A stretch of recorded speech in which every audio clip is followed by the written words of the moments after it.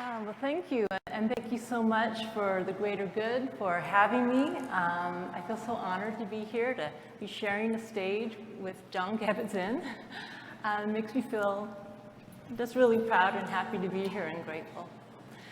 So what I'm going to try to do in this talk is create some sort of framework to help us understand how mindfulness relates to compassion for self and others, and how the term mindfulness can be used in a couple different ways. And if we understand how it's being used, it helps us understand how mindfulness and compassion are both the same bird and are also at the same time two different wings of that bird. All right, so what is compassion? John spoke about it very eloquently. Compassion is really concern with the alleviation of suffering of all sentient beings, including oneself. So self-compassion I don't see as any different from compassion for others. It just means we include ourselves in the circle of compassion. So from my point of view and my model, there are really three different components of compassion for both self and others. So the first component of compassion has to be mindfulness. In order for us to open our hearts in the face of suffering, we need to be mindfully aware that suffering is occurring, and we need to be able to turn toward it and be with it as it is. Otherwise, we can't embrace that suffering in the arms of compassion. Another essential component of compassion, of course, is kindness. You might say this is the most obvious or salient aspect of compassion. So that's treating ourselves and others with care, understanding, and patience. But there's also an active element to compassion where you're concerned with the alleviation of suffering. There's also a motivation to do something about suffering. So compassion entails, or the kindness aspect of compassion entails active, soothing, comforting, supporting. So when your friend comes to you and tells you a story of suffering, you might embrace your friend and give them a hug and try to make them know through your action that you care. When you see a homeless woman on the side of the road, not only do you feel for her, but you might give her a sandwich or even just a kind smile to let her know that you're caring for her. And similarly with ourselves, when we see that we're suffering, we can do things to actively soothe and comfort ourselves for the fact that this moment is difficult. And then the third component, common humanity, okay, interconnectedness, interbeing. Oftentimes when suffering occurs, we feel separate from others. With compassion, we remember that this is part of the shared experience. And I really think this is what differentiates compassion from pity. Pity is feeling sorry for others or feeling sorry for ourselves. Compassion just says, this is the way things are for all humans. We're all in the same boat. So what's the difference between compassion and mindfulness? How are they the same? Are they the same thing? Are they slightly different? Well, it really depends on how you're using the term mindfulness. All right, so the most common definition of mindfulness that's used in the field is paying attention to our present moment experience with a sense of friendliness, acceptance, and non-judgment. And this definition was certainly John Kabat-Zinn really made this definition very popular when he first introduced the term mindfulness to the scientific community. But there's another way in which the term mindfulness is used, equally valid, but slightly different. Mindfulness is also sometimes used as an umbrella term for, you might say, the Dharma, contemplative practice more generally, the path of awakening our hearts and minds. So I think it's important to understand these different ways in which the term mindfulness is used. I think when you think of mindfulness as an umbrella term, I call that mindfulness with the big M, the capital M. But there are also certain aspects to contemplative practice, to the process of awakening our heart and minds, that are slightly different. And I think it's very useful to understand what these aspects are. And I'm going to talk about four. There are probably more. Okay, so the first aspect of this larger umbrella term, mindfulness, is how we pay attention to the present moment, noticing what's happening as it's happening. The second component is how we relate to the present moment. Can we relate to it without resistance, without aversion, with acceptance? So allow things to be as they are. And then the third component oh, by the way, and I forgot before just to mention that the way mindfulness is commonly defined is a combination of M1 and M2, paying attention to the present moment without judgment. Another essential aspect of the broader mindfulness practice is compassion. And it's interesting, so compassion is aimed at the experiencer, not experience, the experiencer who is suffering. So for instance, we can be mindful of eating a raisin and do that in a non-judgmental way, but we probably aren't going to have compassion for that reason, right? So compassion requires a sentient being, and so it's really aimed at the level of concern with the suffering of that sentient being. Another really essential aspect of, you might say, the path of awakening is wisdom, and that's understanding the nature of both experience and the experiencer, understanding that our experience is impermanent, that it arises and passes away, understanding that as experiencers we aren't nearly as separate and isolated as we think we are. We're really part of a larger interdependent whole. All right, you can see that these four aspects of mindfulness with the big N are kind of cumulative. They build on each other, right? So you start with, you have to pay attention to the present moment, and the others kind of naturally unfold and build on that starting point. Okay, so having said that, I think it's important that we both focus on the big picture, the big M, if we want to awaken, open our hearts and minds, reap the full benefits of contemplative practice. But it's also important to understand some of the differences between these different aspects of contemplative practice, both for purposes of research and also training, teaching this to people. All right. So in terms of understanding the differences for research, it's very important for a lot of reasons. For instance, self-report measures of these aspects of practice are often used to measure what's occurring. And you wouldn't want to use the same measure for all four aspects of mindfulness with the big N. Okay, so we need to be specific.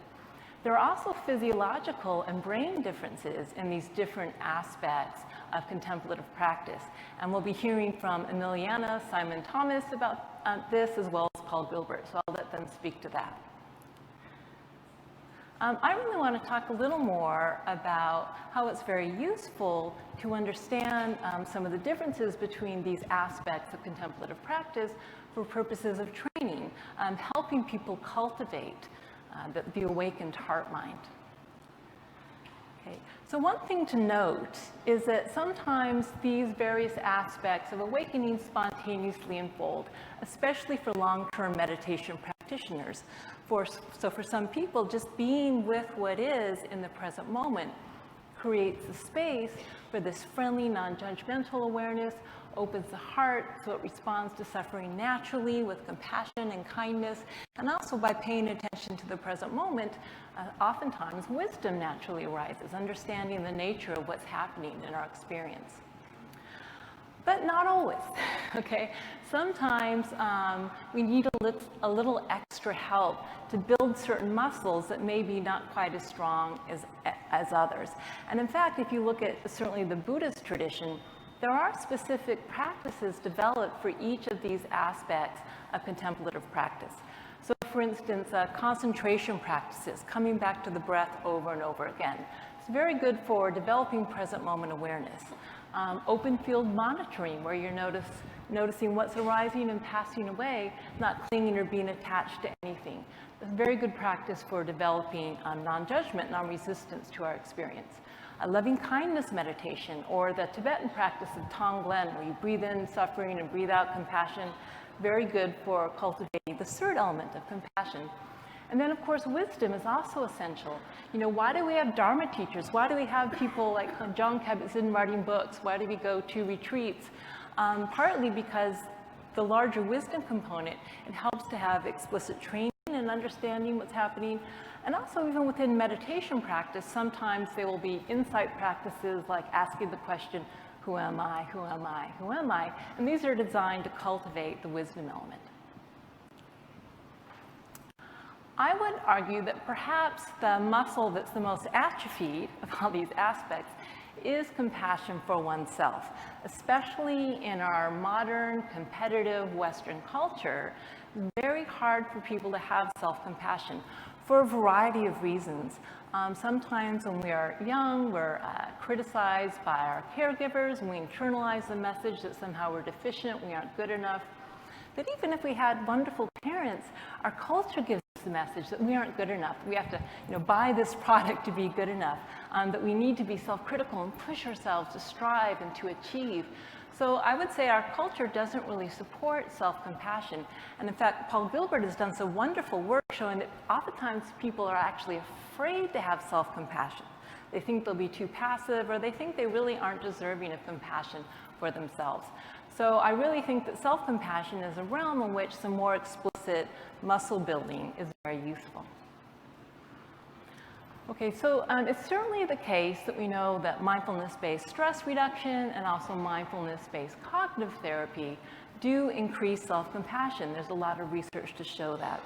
And part of that is because when mindfulness is taught in these programs, it's really held in this warm, loving embrace. The teacher embodies feelings of compassion. They gently help people come back to the present moment. So it's kind of infused on the implicit level with compassion for oneself and for others. And in mindfulness-based stress reduction, sometimes it's an optional thing, but sometimes people actually teach loving kindness meditation as one of the practices.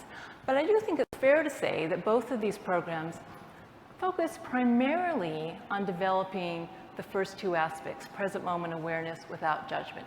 Because you only got 8 weeks. And to really teach mindfulness well and deeply, you have to focus primarily, I would argue, on this aspect of contemplative practice, and it, wouldn't really have time to go into each aspect separately.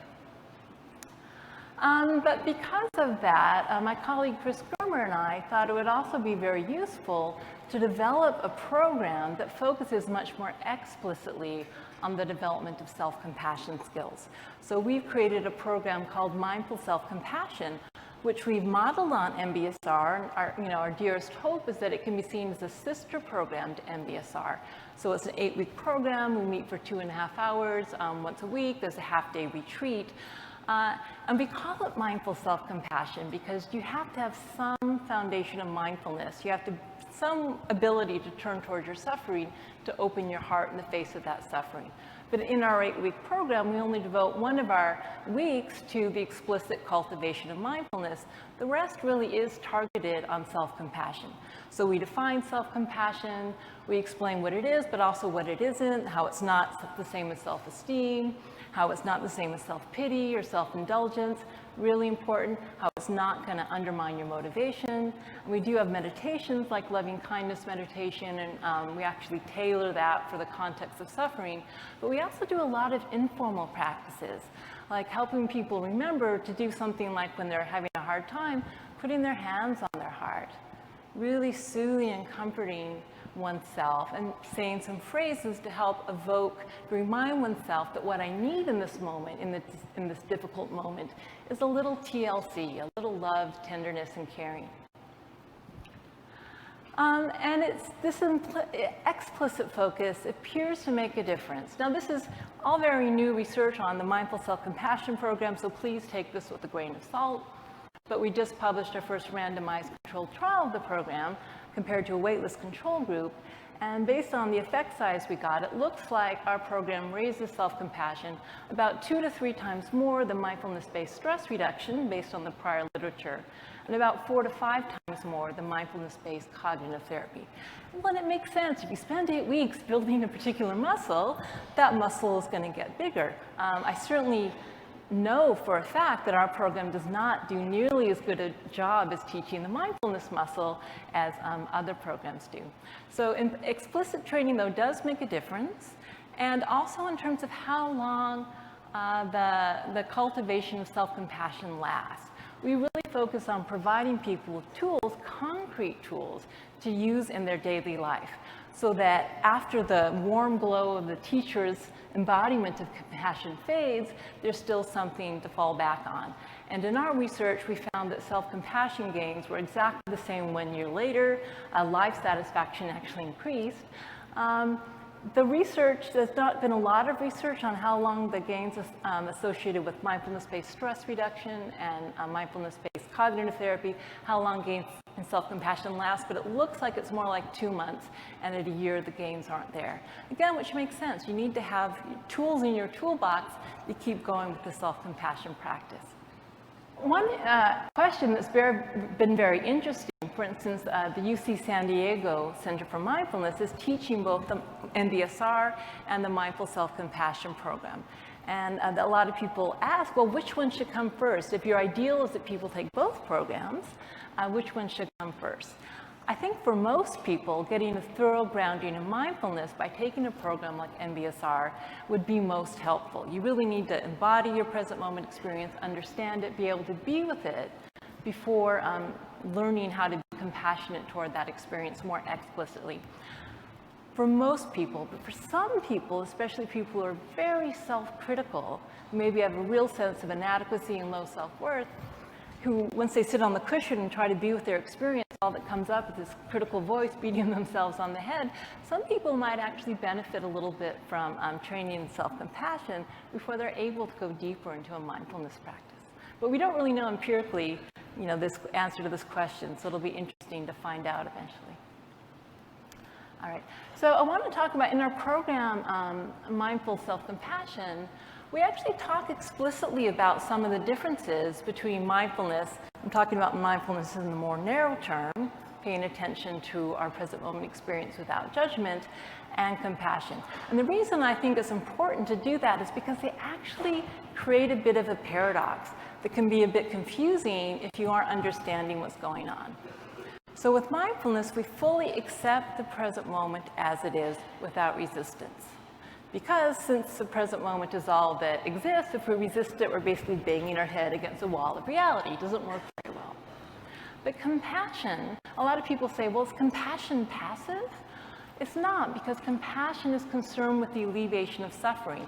So at the level of how we relate to the sentient being, the experiencer, ourself, in this case, self-compassion, there's the desire to alleviate that suffering, to help in any way one can so that future moments unfold in a way that will hopefully, not necessarily, but hopefully lead to the alleviation of suffering.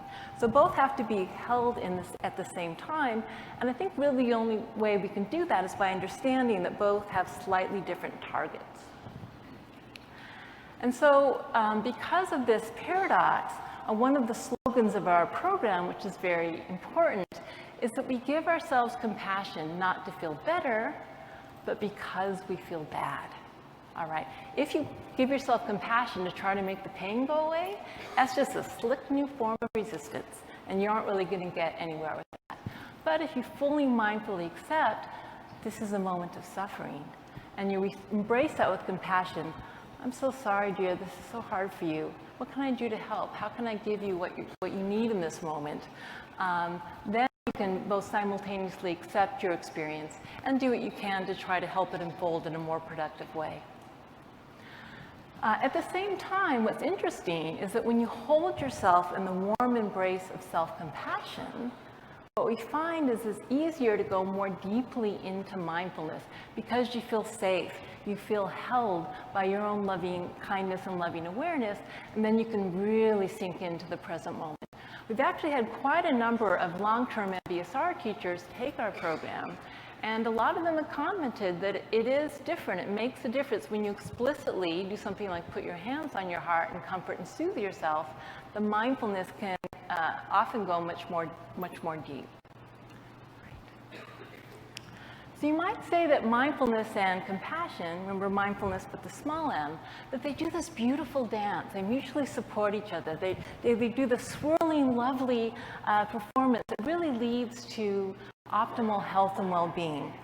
And so we can see the dance from a broader perspective as part of the process of awakening our hearts and minds, or a chitta, heart-mind. It can be the same thing, but you also can focus on the individual dancers. And in fact, if you want to learn how to do the dance, it's helpful to know the steps that each dancer is taking. So although I think it's important that we hold both together at the same time, You know, in my very humble opinion, I think it can be a little confusing to use the term mindfulness to mean two different things, both as an umbrella term and as a specific term, especially for people who are new to meditation or maybe research scientists who don't have much of a meditation practice. I would be interested in, just as there was a big conference coming up with a agreed upon definition of mindfulness, if we kind of come to some consensus about the larger umbrella term that's maybe other than mindfulness. It could be the Dharma, contemplative practice. Shauna Shapiro has a lovely term, loving presence, so that we can more deeply understand how these things are held together, but also how they're separate. And that's it. Thank you.